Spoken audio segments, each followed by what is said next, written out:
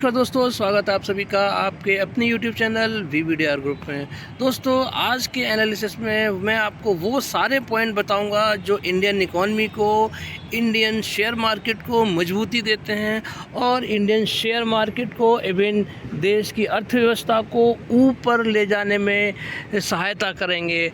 दूसरी बात ये कि जो प्रधानमंत्री मोदी जी का जो लक्ष्य है 5 ट्रिलियन इकॉनमी बनाने का, वो सब इसमें जो मैं पॉइंट डिस्कस करूँगा वो सब उसकी तरफ इशारा कर रहे हैं जो कि 5 ट्रिलियन इकॉनमी को बनाने में मदद करेंगे और तीसरी सबसे बड़ी अर्थव्यवस्था भारत को बनाने की तरफ वो सारे पॉइंट हैं जो इशारा कर रहे हैं। जो सरकार की पॉलिसीज़ हैं उन सब से ये साफ पता चल रहा है कि आगे आने वाले टाइम में कि हम लोग इस लक्ष्य को भी हासिल कर पाएंगे।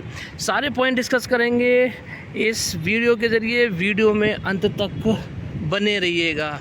देखिए, सबसे पहले हम शुरुआत करेंगे कि जो इंडिया का फॉरेक्स रिज़र्व का डेटा इस बार आया है, ज़बरदस्त निकल के आया है और आप सब किसी ने उम्मीद नहीं थी कि इस हफ्ते जो इंडिया के फॉरेक्स रिज़र्व्स हैं वो बढ़कर आ सकते हैं, क्योंकि जो डॉलर था वो ऊंचाइयां छू रहा था, हमारी जो करेंसी थी वो लो बना रही थी और उसके बावजूद भी इस बार जो तेज़ी आई है, जो हमारे जो फॉरेक्स रिज़र्व में जंप आया है वो डॉलर 4.3 बिलियन डॉलर का जंप आया है और जिसकी वजह से हमने एक नया फ्रेश ऑल टाइम हाई लगा दिया है 655.8 बिलियन डॉलर का। यानी कि ये वो लाइफ टाइम हाई है जो पहले कभी भी इतिहास में कभी भी भारत के इतने फॉरेक्स रिज़र्व नहीं हुए थे। ये सबसे बड़ी बात है दोस्तों। ये वाला जो पॉइंट है, ये इंडियाज़ फॉरेक्स रिज़र्व है, अगले हफ्ते हमारी जो मार्केट है उसको ऊपर ले जाने में, ऊपर सस्टेन कराने में काफ़ी मदद करेंगे। बैंक निफ्टी ऊपर ले जाने में मदद करेंगे, बैंक निफ्टी को सस्टेन करने में मदद करेगा ये वाला जो फॉरेक्स रिज़र्व जो बढ़कर आया है। और कोई हल्का फुल्का नहीं है, 4.3 बिलियन बहुत बड़ा अमाउंट होता है। The reserves rose by $4.3 billion in the reporting week, adding to last week जो हमारा जो बढ़ के आया था 4.8 बिलियन इंक्रीज़ हुआ था और इस बार 4.3 बिलियन। पिछले हफ्ते भी हमने लाइफ टाइम हाई लगाया था और इस हफ्ते भी हमने फिर से लाइफ टाइम हाई लगाया था। इनक्रेडिबल और जो एक चमत्कार से कम नहीं है। इस हफ्ते किसी ने भी नहीं सोचा था कि बढ़कर आएंगे। तो दोस्तों, ये एक तूफ़ानी खबर है हमारी शेयर मार्केट के लिए कि इस हफ्ते भी हमारे जो फॉरेक्स रिज़र्व है वो बढ़कर आए हैं। बैंक निफ्टी आपको झूमता हुआ नज़र आना चाहिए। आगे देखिए, मैं आपको बता देता हूँ, एक ओवरऑल व्यू बताता हूँ। ये देखिए कि जो 4.307 बिलियन की वजह से हमारा क्या है 655 बिलियन डॉलर पे हम पहुँच गए हैं, जो कि जो जून 7 को जो हमारा हफ्ता ख़त्म हुआ था। तो ये रिज़र्व बैंक ऑफ इंडिया का डेटा है, ऑफिशियल डाटा है। जो किटी जंप हुई थी पिछले हफ्ते वो आप देख सकते हैं वो कितनी हुई थी, 4.8 बिलियन लास्ट वीक हुई थी और तब भी हमने लाइफ टाइम हाई लगाया था। तो शानदार खबर है दोस्तों। ये पहला पॉइंट हो गया, ट्रिगर पॉइंट अगले हफ्ते के लिए मार्केट को ऊपर सस्टेन कराने में। अब मैं आपको दूसरी बड़ी चीज़ बताता हूँ, FII DII का डेटा। एक दिन का डेटा नहीं है दोस्तों, ये डेटा है आपका, मैं आपको दिखा रहा हूँ। ये कहाँ से, आपको जून से दिखा रहा हूँ, यानी कि जून का कितने तारीख से दिखा रहा हूँ आपको, 3 जून से दिखाऊंगा और 3 जून में आपको ट्रेंड पता चल जाएगा FII DII का। आपको सबसे पहले मैं शुरू करता हूँ 3 जून से। देखिए 3 जून का, ये देखिए 3 जून को हमारा जो था FII और DII दोनों ख़रीदारी करके गए थे। वहीं पे 4 जून को, यानी कि जिस दिन हमारा 800 पॉइंट का गैप अप हुआ था, और उसके बाद में आप देखेंगे 4 जून को जिस दिन हमारा वोट का काउंट हुआ था, वोटिंग की काउंटिंग जिस दिन हो रही थी, उस दिन देखिए, उस दिन भी FII ख़रीदारी करके गए हैं, लेकिन DII ने क्या किया, उस दिन बिग वाली करी थी। इतनी गिरावट, 2000 पॉइंट की गिरावट के बावजूद भी हमारा जो डेटा था वो पॉजिटिव रहा। उससे अगले दिन देखिए FII 5 तारीख को ये देखिए 12,243 करोड़ का बिकवाली हुई है और 4,500 करोड़ की आप देखेंगे तो क्या हुआ, ख़रीदारी हुई है। ये पूरा ट्रेंड बता रहा हूँ, आप ध्यान से देखिएगा। इसके बाद में देखिए यहाँ पर, देखिए यहाँ पर, देखिए यहाँ से क्या हुआ, यहाँ से जो बिकवाली थी वो घटती गई है। 3718 करोड़, 4804 करोड़ यहाँ पे बिकवाली घटी है। इसके बाद फिर देखिए यहाँ पे 7 जून को बढ़ गई है। इसके बाद में यहाँ देखिए हम आ जाते हैं सीधा 10 जून पे। 10 जून से देखिए FII DII दोनों के दोनों ने बिकवाली करी है। 11 जून को भी FII DII ने मार्केट मूड पॉजिटिव हुआ है और बिकवाली और ख़रीदारी करके गए हैं। 12 जून को भी आप देखेंगे तो ख़रीदारी करके गए हैं, देखिए पॉजिटिव डेटा है। और वहीं पे 13 जून को भी देखिए ओवरऑल मिलाएंगे तो नेगेटिव पॉजिटिव FII DII का अगर टोटल डेटा निकालेंगे तो भी पॉजिटिव है। अब मैं आपको लेके चलता हूँ 5 जून 6 जून। ये देखिए यहाँ तक तो मैंने बता दिया है, 11 जून तक मैंने आपको बता दिया था। ये देखिए यहाँ भी पॉजिटिव है, यहाँ भी पॉजिटिव है, यहाँ भी पॉजिटिव है, यहाँ भी पॉजिटिव है। इसके बाद में यहाँ तक 13 जून तक मैंने आपको बताया था। 13 जून तक हम लोग क्या थे, पॉजिटिव रहे। और 14 जून को आप देखेंगे तो 14 जून को भी हम लोग पॉजिटिव हैं। यानी कि जो FII DII है वो नेगेटिव टू पॉजिटिव में आ गए हैं। पूरा ओवरऑल ट्रेंड क्या है कि अब धीरे धीरे करके FII और DII दोनों आप देखेंगे तो क्या हो रहे हैं, पॉजिटिव हो रहे हैं। तो ये दूसरा ट्रिगर पॉइंट है अगले हफ्ते के लिए। अब बात करते हैं हमारी जो इन्फ्लेशन डेटा है। इन्फ्लेशन में देखिए, इन्फ्लेशन भी हमारी जो महंगाई दर है वो भी घट कर आई थी। ये देखिए India's retail inflation eases to 12 month low of 4.75% in May. यानी कि मई की जो इन्फ्लेशन जो दर थी वो घट कर आई है। बहुत शानदार खबर है। ये चौथी बड़ा ट्रिगर पॉइंट है। आप देख लीजिए जो the number has remain with in the reserve Bank of India tolerance band. जो टॉलरेंस बैंड है RBI का वो 2 से 6% के बीच में रहनी चाहिए, उसी के अंदर है। Sequentially the inflation rate remained unchanged at 0.48% in मई।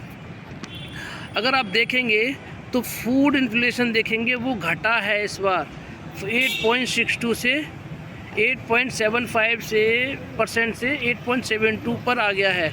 तो ये क्या है, घटा है।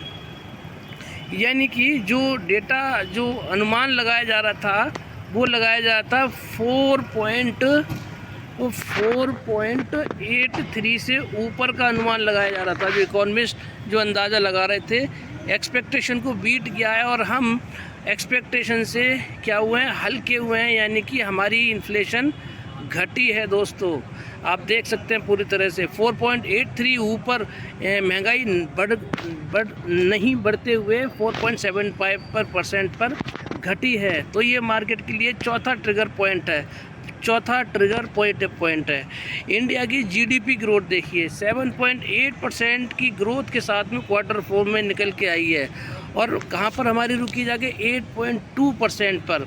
तो आप देख सकते हैं ये हमारा 5वां ट्रिगर पॉइंट है, 5वां पॉजिटिव ट्रिगर पॉइंट है। मार्केट के लिए बता रहा हूँ, शेयर मार्केट के लिए ये सारी पॉजिटिव न्यूज़ बता रहा हूँ जो मार्केट को ऊपर सस्टेन कराने में, ऊपर ले जाने में शानदार मदद करेंगी। ये सारे पॉइंट जो मैंने डिस्कस कर रहे हैं ये रीज़न है कि जो FII DII FII जो नेगेटिव से पॉजिटिव में बदले हैं। इसीलिए ये क्या है, 5वां पॉइंट आपको बता दिया है मैंने। देखिए beating the expectation of analyst, India's gross domestic product grew at 7.8% से ग्रोथ हुई है एनुअल बेसिस पे अपने 4th क्वार्टर में। Further the centre now estimate the overall growth rate of FII 2024 to be 8.2%। जो MOSPI है, ministry of statics and programme implementation data ने Friday जो बताया था हमें। यानी कि हमारी जो GDP है वो भी रोबस्ट है, शानदार है। तो ये 5 पॉइंट हैं मैंने आपको बताया। ये सारे के सारे पॉइंट शेयर मार्केट के लिए पॉजिटिव हैं, देश के लिए पॉजिटिव हैं। आप देख सकते हैं यहाँ पर the data of previous Q3 जो था वो क्या था, सरप्राइजिंग था। वो कितना हो गया, 8.6% था। फ्रॉम 8.4 से लेके कहाँ पर आया वो 8.6% पे। द ग्रोथ इसीलिए क्या था, the growth in the previous 3 quarter अब कहाँ पे है देखिए, 8.2% क्वार्टर 1 में थी, 8.1% क्वार्टर 2 में थी, 8.6% क्वार्टर 3 में थी, और अब क्या है 8.2% है क्वार्टर 4 में। तो इसीलिए क्या है 5 पॉइंट मैंने आपको बताए हैं शेयर मार्केट के, ये सारे के सारे पॉजिटिव ट्रिगर पॉइंट हैं शेयर मार्केट के लिए। ये भरोसा दे रहे हैं FII को इन्वेस्ट करने के लिए हमारी मार्केट में। 7वां आपको बताता हूँ, 7वां जो ट्रिगर पॉजिटिव ट्रिगर पॉइंट है, जो RBI ने जो डिविडेंड सेंट्रल गवर्नमेंट को देना जा रहा है वो कितना है,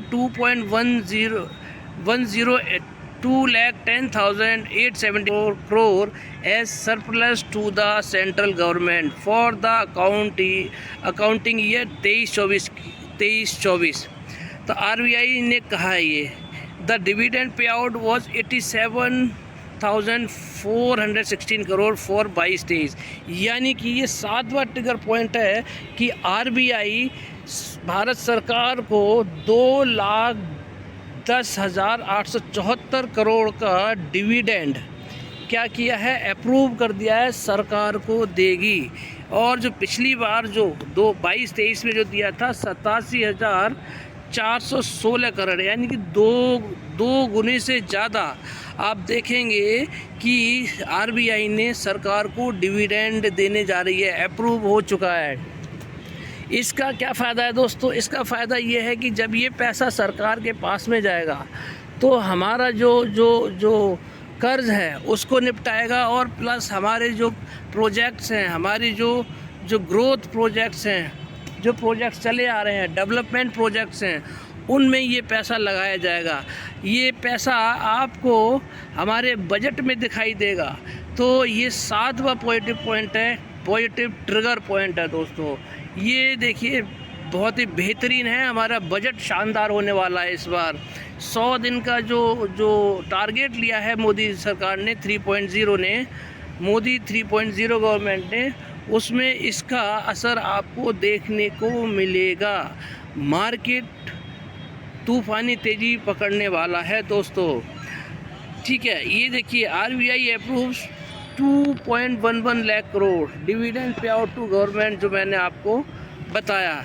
एनालिस्ट ने जो एक्सपेक्ट किया था surplus transfer in the range 750 billion rupees से लेके 1.2 ट्रिलियन रुपीज़ का सोचा था, उस एक्सपेक्टेशन को बीट कर दिया है। इतना मतलब उसके 2 गुने से ज़्यादा इस बार RBI सरकार को देने जा रही है। हमारे जो डेवलपमेंट्स होंगे बहुत ही तेज़ी से होंगे, हमारा जो फिस्कल डेफिसिट है उसको कम करने में मदद होगी। ये सब पॉइंट है, 7 पॉइंट मैंने आपको बताए हैं, सारे के सारे पॉजिटिव पॉइंट हैं जो हमारी शेयर मार्केट को ऊपर ले जाने में मदद करेंगे। Reserve Bank of India on May 22 approved 2.11 lakh crore dividend pay out to the central government for the year 2023 to 2024, more than double the amount it paid for the previous year। यानी 2022-23 में जितना पे किया था उसके 2 गुने से भी ज़्यादा डिविडेंड इस बार सरकार को देने जा रही है। वहीं पे आप देखेंगे 8वां पॉइंट देखेंगे, फिजिकल डेफिसिट 2024 में इम्प्रूव हुआ है। 5.8 सोचा गया था, 5.6 रहा है। On better tax MOP up, यानी कि जो सोचा गया था उससे क्या हुआ है, इम्प्रूव हुआ है। यानी कि पहले जो घाटा था हमारा ज़्यादा था, अब क्या है उससे कम निकल के आया है। तो ये 8वां पॉइंट है। सब कुछ पॉजिटिव है हमारी इंडियन इकोनॉमी में, इंडियन ग्रोथ में कुछ भी नेगेटिव नहीं है। तो ये 8 पॉइंट मैंने ऐसे बताएं जो पॉजिटिव ट्रिगर पॉइंट हैं, जो मार्केट को ऊपर सस्टेन कराने में मदद करेंगे। आप देख सकते हैं the central government physical deficit during 23-24 at 5.6% of the GDP was better than previous estimate of 5.8 का एस्टिमेट लगाया गया था, आया कितना 5.6%। ऑन अकाउंट ऑफ किसकी वजह से आया ये, हायर रेवेन्यू हमारा जनरेट हुआ है एंड खर्चे हमारे कम हुए हैं, जो कि ऑफिशियल डेटा है जो भारत सरकार ने आरबीआई ने रिलीज़ किया है। यानी हमारे खर्चे कम हुए हैं, रेवेन्यू ज़्यादा जनरेट हुआ है, यानी हमने एक्सपोर्ट ज़्यादा किया है और इंपोर्ट हमारा घटा है, जिसकी वजह से हमारी क्या हुआ है, फिस्कल डेफिसिट घटा है, हमारा जो नुकसान है वो घटा है। तो ये 8 ट्रिगर पॉइंट मैंने आपको बताए हैं जो कि मार्केट को ऊपर ले जाने में मदद करेंगे। अब देखिए सबसे बड़ी पॉइंट क्या है, जो बजट की तैयारी हो गई, जो हमारी मोदी 3.0 सरकार है, तीसरी टर्म की जो सरकार है, अब उसने बजट की तैयारी शुरू कर दी है। देखिए कितनी बड़ी न्यूज़ है। वित्त मंत्री निर्मला सीतारमण करेंगी प्री बजट बैठकें, इन तारीखों पर रखें ध्यान। अब देख सकते हैं वित्त मंत्री निर्मला सीतारमण इस समय नई एनडीए सरकार के बजट को लेकर तैयारियों में जुटी हुई हैं और जुलाई के दूसरे पखवाड़े में केंद्रीय बजट प्रस्तुत किया जा सकता है। तो आप बजट पर ध्यान रखिए, अच्छे स्टॉक्स में इन्वेस्ट करके बैठ जाइए। अच्छे स्टॉक्स कौन कौन से हो सकते हैं, देखिए किसानों से जुड़े जो शेयर्स हैं, खेती से, एग्रीकल्चर से, फर्टिलाइज़र से, स्पेस सेक्टर, पावर सेक्टर और आपका रेलवे सेक्टर, इंफ्रा सेक्टर, ये सारे सेक्टर हैं जिन पर सरकार काम करती हुई नज़र आएगी, जो बजट में अपने प्रोविज़न्स प्रोवाइड करेगी, जिसकी वजह से मार्केट में ये वाले जो शेयर्स हैं, जो मैंने आपको सेक्टर बताए, इनमें क्या होगा, इनमें तेज़ी आती हुई आपको दिखाई देगी। मोदी 3.0 केंद्र की नई सरकार का गठन इसी 9 जून को होने के बाद नए सिरे से सरकारी कामकाज भी शुरू हो चुके हैं। 18वीं लोकसभा का पहला संसद सत्र 24 जून से 3 जुलाई तक चलेगा। ये विशेष सत्र होगा, लेकिन इस सत्र में पूर्ण बजट 2024 को प्रस्तुत नहीं किया जाएगा। हमने आपको खबर दी थी कि संसद के मानसून सत्र में पूर्ण बजट 2024 पेश किया जाएगा और ये जुलाई में आएगा। यानी कब, जुलाई में हमारा बजट आने वाला है। अब इसी को लेकर अपडेट है कि इसी हफ्ते 20 जून को वित्त मंत्री निर्मला सीतारमण इंडस्ट्री के शेयर धारकों के साथ प्री बजट बैठक करेंगी।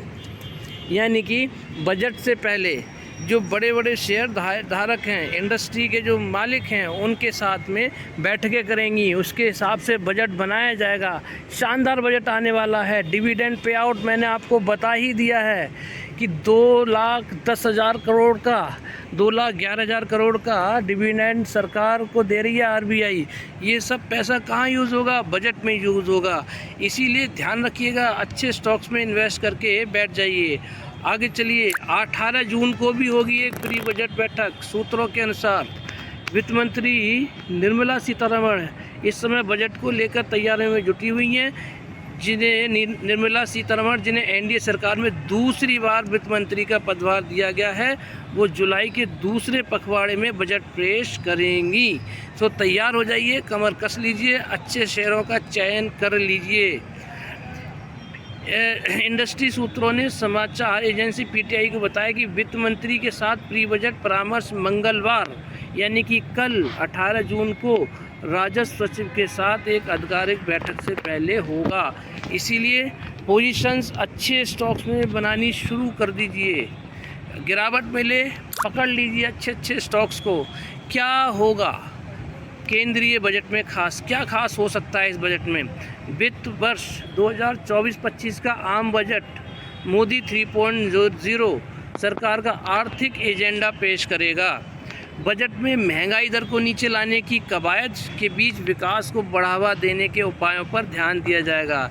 विकास को बढ़ावा कहाँ से दिया जाएगा दोस्तों?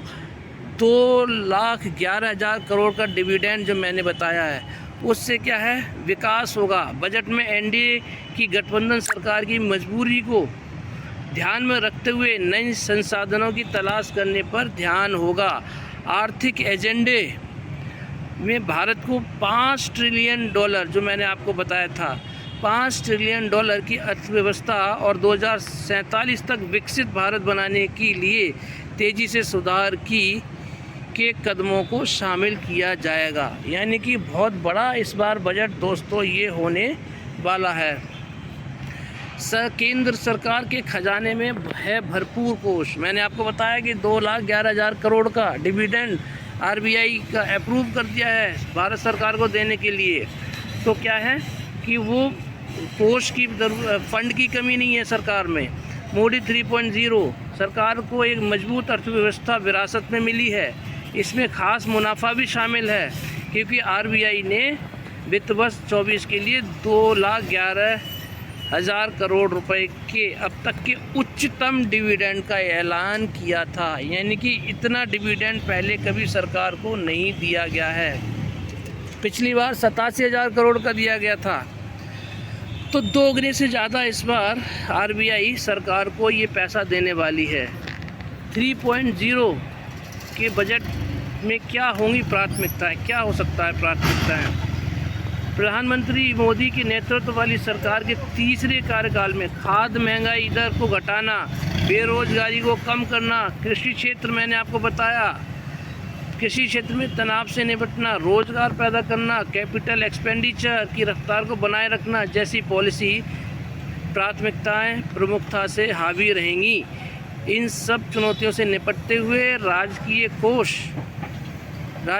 राजकोषीय घाटे को काबू पर रखने के लिए रेवेन्यू में बढ़ोतरी के रास्ते पर लगातार आगे बढ़ना होगा। यानी कि आपको 9 पॉइंट मैंने ऐसे बताए जो शेयर मार्केट को मजबूती नज़र आएंगे। अब देख लेते हैं 9 पॉइंटों को ध्यान रखिएगा। ये आपको मैंने रोड मैप दे दिया है शेयर मार्केट का। ये रोड मैप ऐसा रहेगा दोस्तों कि मार्केट को ऊपर ले जाने में काफ़ी मदद करेगा। तो जब भी गिरावट मिले अच्छे स्टॉक्स में इन्वेस्ट करके बैठ जाइए। बात करते हैं निफ्टी को देखिए 66 पॉइंट की तेज़ी के साथ में फ्राइडे को क्लोजिंग दी थी 23,465 पे। इंडिया विक्स 12 पॉइंट पे आ चुका है 12.8225। वहीं पे डाउ जोन्स जो ट्रेड कर रहे हैं वो नेगेटिव क्लोजिंग दी है। वहीं पे अगर आप देखेंगे तो नेस्डैक में देखिए कोई ज़्यादा बड़ी तेज़ी नहीं है, वही फ्लैट क्लोजिंग देखने को नज़र आ रही है। वहीं पे फ्यूचर्स को अगर देखेंगे तो अगर आप देखिए निफ्टी इंडेक्स ने क्लोजिंग दी है 23,465 पे दी है। वहीं पे निफ्टी फ्यूचर्स कैसे दे रहे हैं 23,457 पर क्लोजिंग दी है। तो यहाँ से इसके हिसाब से तो क्या होगा दोस्तों कि फ्लैट यानी कि नेगेटिव ओपनिंग समझ में आ रही है। वहीं पे गिफ्ट निफ्टी को आप देखेंगे तो 23,570 यानी कि यहाँ से देख लीजिए, यानी कि यहाँ कितना दिया है क्लोजिंग 23,465 और गिफ्ट निफ्टी क्या बोल रहा है 23,570। लगभग 100 पॉइंट 105 पॉइंट की तेज़ी के साथ में फ्यूचर्स हमारे ट्रेड करते हुए नज़र आ रहे हैं। तो लगभग 30 पॉइंट की यहाँ पर गैप अप के आसार नज़र आ रहे हैं 30-35 पॉइंट के। वहीं पे अगर आप देखेंगे तो यूएस के फ्यूचर्स हैं डाउ जोन्स के, वो नेगेटिव में ट्रेड करते हुए नज़र आ रहे हैं। टैग स्टॉक में भी वही फ्लैट 35 पॉइंट की मामूली तेज़ी के साथ में ट्रेड करते हुए नज़र आ रहे हैं। तो यहाँ पर हमारा गैप अप तो दिखाई दे रहा है, लेकिन डाउ जोन्स में कमज़ोरी बनी हुई है। वहीं पे अगर हम गोल्ड देखेंगे कमोडिटी मार्केट में तो आप देखिए गोल्ड जो है उसमें लगभग 0.25% की गिरावट के साथ में अच्छा संकेत है। मेटल्स में गिरावट है, रेड में ट्रेड कर रहे हैं, ये भी अच्छा है। क्रूड ऑयल में हल्की फुल्की तेज़ी बनी हुई देखने को मिल रही है। तो ये वाला पॉइंट है क्रूड ऑयल और क्रूड ऑयल का जो तेज़ी है ये नेगेटिव होता है, तो ये देखिए नल एंड वॉइड हो जाता है मेटल से और गोल्ड से। तो यहाँ से कोई पेन नहीं है, तो यहाँ से क्या है हमारे लिए ये सिर्फ एक न्यूट्रल संकेत है, लेकिन डाउ जोन्स हमारे लिए अभी नेगेटिव है। वहीं पे अगर रुपया देखेंगे तो करेंसी हमारी क्या है, आप देखेंगे यहाँ पर करेंसी में कमज़ोरी बनी हुई अभी भी बरकरार है। जो डॉलर है ऊपर के स्तर पर ट्रेड कर रहा है, रुपया हमारा कमज़ोर बना हुआ है, तो ये नेगेटिव है। वहीं पे बिटकॉइन देखेंगे, बिटकॉइन में अगर आप देखें तो देखिए गिरावट, अच्छी खासी गिरावट है और निचले स्तर पे ही ट्रेड करता हुआ क्रिप्टो करेंसी नज़र आ रहा है। तो यहाँ से हमें क्या है, नेगेटिव संकेत मिल रहा है, हम गैप अप हो सकते हैं इसके हिसाब से। और देखिए बॉन्ड मार्केट, देखिए बॉन्ड मार्केट में तेज़ी बनी हुई है, 1% की लगभग तेज़ी बनी हुई है। 10 year, US 10 year, US 30 year, US 2 year की तेज़ी बनी हुई है। वहीं पे भारतीय 10 ईयर 2 ईयर बोल्ड फ्लैट पर क्लोजिंग दी है। तो यहाँ से देखिए अभी हमारा जो सेंटिमेंट है वो नेगेटिव बना हुआ है, लेकिन हमारे जो फॉरेक्स बढ़ के आए हैं वो पॉजिटिव इशारा हमें कर रहे हैं। तो अगर यहाँ से देखेंगे तो मैंने जो 9 पॉइंट बताए हैं, अभी इन पॉइंट जो मैंने जो बताए हैं, ट्रिगर कमोडिटी वाले, रुप करेंसी वाला, इनके हिसाब से आपको इन्वेस्टमेंट नहीं करना है। आपको जो इन्वेस्टमेंट करना है, जो मैंने शुरू के 9 पॉइंट आपको बताए हैं, उनके हिसाब से आपको इन्वेस्टमेंट करके बैठना है। साथ ही साथ मैं आपको ये भी बताना चाहूँगा कि देखिए कि अगर आप प्रॉफिट में, तो एक बार प्रॉफिट भी बुक करने को बनता है। मार्केट ऊपरी स्तर पे है तो क्या है कि आप एक बार प्रॉफिट बुक करके बैठ सकते हैं, क्योंकि बजट से पहले क्या होता है, जैसे चुनाव से पहले गिरावट दी थी, बजट से पहले हो सकता है कि मार्केट में प्रॉफिट बुकिंग कर, बड़े बड़े जो प्लेयर हैं मार्केट में प्रॉफिट बुकिंग करें, जिससे कि क्या है उनको निचले स्तर पर ख़रीदारी करने का मौका मिले। तो हो सकता है कि पैनिक फैलाया जाए, इसीलिए अगर आप प्रॉफिट में हैं तो एक बार कम से कम आप अपने प्रॉफिट बुक कर लीजिए। मार्केट ऊपर जा रहा है तो नीचे भी आएगा, ख़रीदारी के मौके देगा। अब मैं आपको 4 स्टॉक्स का एनालिसिस आपके साथ में शेयर करता हूं, जिसका मैं एनालिसिस आपको हर रोज़ हर वीडियो में शेयर करता हूं, जिसमें कि देखिए मैं कौन कौन से सेक्टर कवर करूंगा। स्पेस सेक्टर कवर करूंगा। सबसे पहला क्या होगा, स्पेस सेक्टर। स्पेस सेक्टर के बाद में आपको पावर सेक्टर, सरकार के फोकस में ये सारे सेक्टर। रेलवे सेक्टर आपको कवर करूंगा मैं, और एक बैंकिंग का स्टॉक आपके साथ में शेयर करूंगा। तो सबसे पहले मेरा फेवरेट शेयर है मिश्र धातु निगम लिमिटेड। 457 पे फ्राइडे को क्लोजिंग दी है, लगभग 2.25 पॉइंट की तेज़ी के साथ में। वहीं पे आप देखेंगे कि जो प्रीवियस क्लोजिंग दी थी 446 रुपये 90 पैसे पे दी थी, लो लगाया 441 पे, और हाई देखिए कितना ज़बरदस्त लगाया 472। जो लेवल मैंने आपको दिए थे कि 472 तक जा सकता है, तो 472 का हाई लगाने के बाद में 457 पे क्लोजिंग दी है। और ये लेवल कौन सा है दोस्तों, 452 का मैंने लेवल बताया था कि 452 पहले बनेगा, टच होगा 452 के बाद में फिर नेक्स्ट लेवल बनता है 472 या 475 का। लेकिन जो क्लोजिंग दी है 452 के ऊपर दी है, तो ये पॉजिटिव संकेत है। अगर आप देखेंगे इसका वीक 52 हाई देखेंगे तो 547 का है दोस्तों। अभी इसका देखिए चार्ट में देखेंगे तो अप ट्रेंड बन चुका है। आप देखिए यहाँ पर, ये देखिए पूरा क्या है, अप ट्रेंड में चल रहा है स्टॉक। ये देखिए, और ये देखिए यहाँ पर सारी ग्रीन कैंडल बनती हुई दिखाई दे रही हैं। तो ग्रीन कैंडल अब क्लोजिंग कहाँ दी है, 452 का जो लेवल मैंने आपको, ये देखिए ये वाला जो मैंने आपको बताया था 452 के ऊपर क्लोजिंग दी है। ये इसके लिए बड़ी पॉजिटिव बात है। अब जो इसके टारगेट बन रहे हैं वो क्या क्या बन रहे हैं टारगेट दोस्तों, 472 से लेकर 480, और 480 के ऊपर जैसे सस्टेन करेगा 500 547 के ऊपर ये जाता हुआ आपको दिखाई देगा। 400 का लेवल मैंने आपको हर बार बताया कि 400 का लेवल, ये वाली जो देखिए, ये वाली जो लाइन मैंने आपको ड्रॉ की है, ये मैंने आज तक हटाई नहीं है जिस दिन से लगाई है। ये इसका स्ट्रॉन्ग सपोर्ट है और इस लेवल के इर्द गिर्द ही घूमती रहती है। जब भी तेज़ी आती है वो इसी लेवल से आती है। ये देखिए इसके बाद ये देखिए गिरावट के बाद में ये आया है, फिर हल्की फुल्की गिरावट आई है, यहीं से रिबाउंड किया है और फिर तेज़ी आई है, फिर यहाँ से नीचे आया। नीचे आने के बाद में देखिए यहाँ पर आया, ये गिरावट हुई है। ये हमारा जो मार्केट क्रैश हुआ था वो वाला है, ये 4 जून के बाद का ये, तो वो देखिए। और इसके बाद में 4 जून वाला तो ये है, इससे पहले जो रिजल्ट ख़राब आए थे और क्रैश हुआ था वो तब का है। अब इसके बाद में फिर देखिए यहाँ से तेज़ी पकड़ी है, फिर नीचे आया 400 के लेवल पे, फिर यहाँ से तेज़ी पकड़ी है, फिर नीचे आया इसी लेवल पे और फिर यहीं से तेज़ी पकड़ी है। तो ये 400 का जो सपोर्ट प्राइस है बहुत ही स्ट्रॉन्ग सपोर्ट प्राइस है दोस्तों।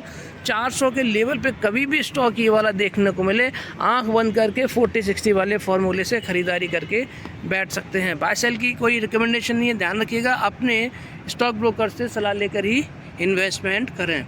ये मैंने आपको सच्चाई दिखाई है इसमें, जो कि डेटा आपका कह रहा है, आपका चार्ट क्लियरली बता रहा है, आप चार्ट को खुद भी देख सकते हैं, इसमें कोई झूठ नहीं है। स्टॉक बहुत ज़बरदस्त है, स्पेस से रिलेटेड स्टॉक है और ये क्या करता है, इसरो को मेटल सप्लाई करता है, डिफेंस में मेटल सप्लाई करता है, स्पेशल मेटल्स को एक्सपोर्ट भी करता है। तो शानदार स्टॉक है। मेरे जो टारगेट हैं आने वाले टाइम में, देखिए जैसे ही 547 के ऊपर ये सस्टेन करना शुरू होगा, इसके जो टारगेट बनने शुरू हो जाएंगे 747 के। ध्यान रखिएगा मेरी वीडियो को, ये टारगेट इसके लिख के रख लीजिए। 747 के टारगेट यानी 750 के आसपास आपको ये जाता हुआ दिखाई देगा बहुत ही जल्दी। 547 के ऊपर जिस दिन सस्टेन कर जाएगा, ये ध्यान रखिएगा, अगला जो टारगेट है 747 का है। तो मिश्र धातु निगम लिमिटेड के बाद में अब हम डिस्कस करते हैं अगला stock Tata power. Tata power दोस्तों अभी आपको बहुत डिस्काउंटेड प्राइस में मिल रहा है। मैं आपको फिर बोल रहा हूँ, टाटा पावर का फ्यूचर है आने वाले टाइम में। Roof top, renewable energy, solar energy, charging station, ये सब बनाने में, बिजनेस में ये इंडल्ज है टाटा पावर। और देखिए कंसोलिडेट कर रहा है काफ़ी टाइम से। कहाँ पर कंसोलिडेट कर रहा है, 445 से लेके 460 के बीच में कंसोलिडेट कर रहा है। प्रीवियस क्लोज था 451 रुपये 90 पैसे का। 400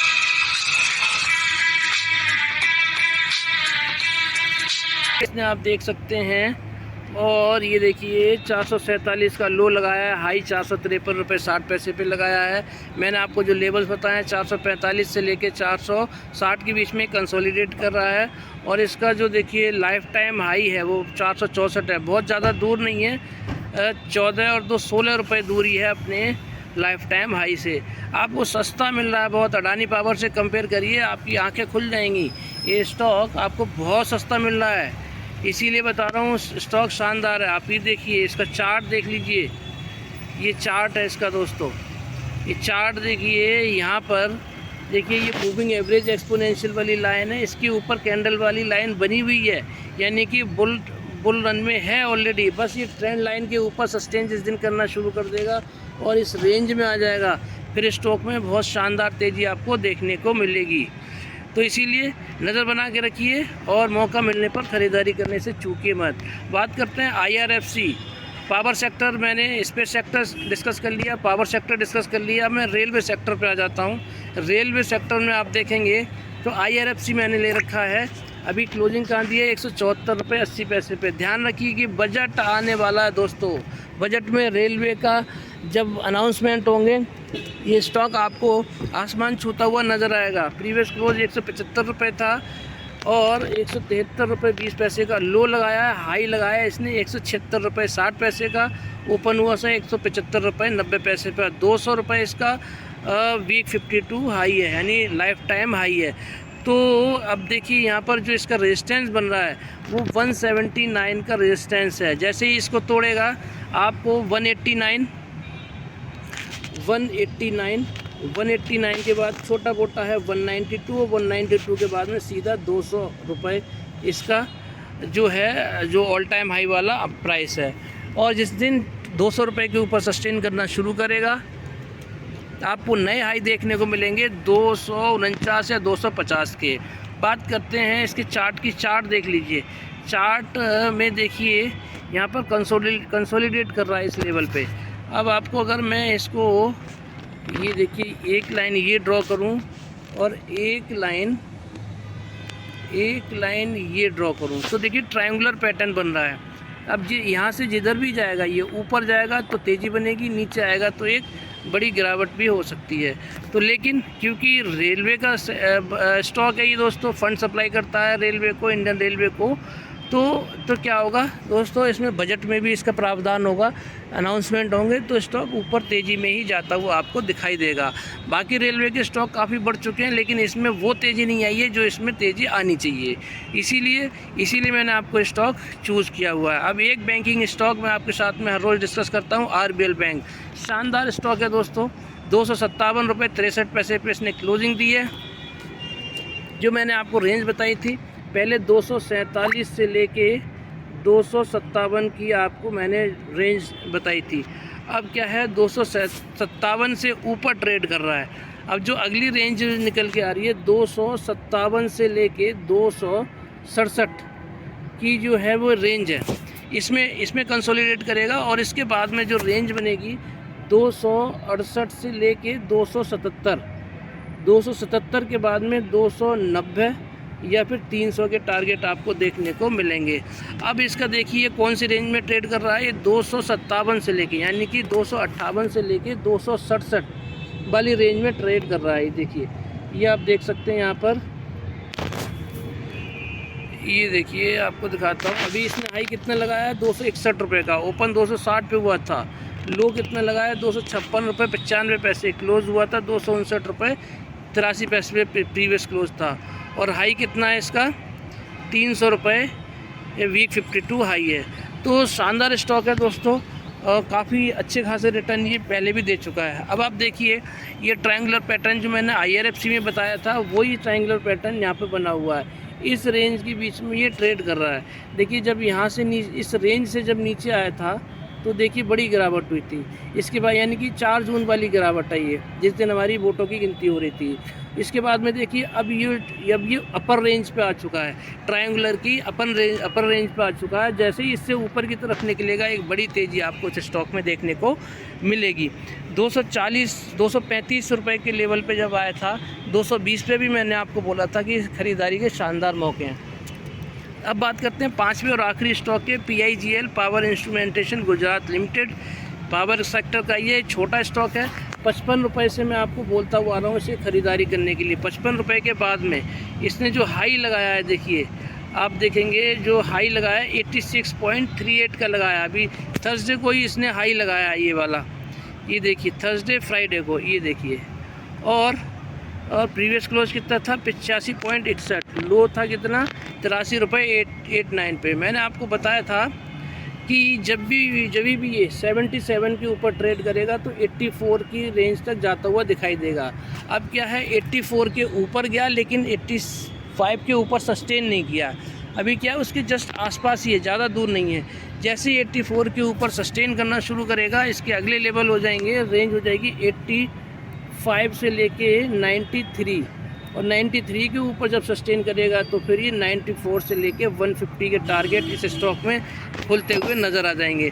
शानदार इसका देखिए चार्ट पैटर्न है। चार्ट पैटर्न में देखिए मूविंग एवरेज एक्सपोनेंशियल वाली लाइन देखिए और कैंडल वाली लाइन देखिए, कितना ऊपर ये सुपर बुलिश हो चुका है ये स्टॉक। इसीलिए दोस्तों छोटा स्टॉक है, बहुत शानदार रिटर्न दे चुका है। आप इसका ट्रेंड देखिए, आप देखिए रिटर्न क्या क्या दिए हैं इसने। ये देखिए यहाँ पर गया, इसके बाद यहाँ आया है, फिर इसके बाद यहाँ गया है। कितने छोटे से स्टॉक ने ब्लू चिप से भी अच्छे रिटर्न बना के दिए। फिर नीचे आया, फिर देखिए फिर कहाँ पे आया है, ये देखिए। और इसके बाद में फिर देखिए, तो शानदार आप देख सकते हैं इसने रिटर्न अभी तक बना के दिए हैं। अब 77 के प्राइस पे आपको जब भी मिले 40-60 वाले फार्मूले से ख़रीदारी करके जा सकते हैं दोस्तों। तो ये थे 5 स्टॉक का एनालिसिस आपके सामने मैंने रखा है।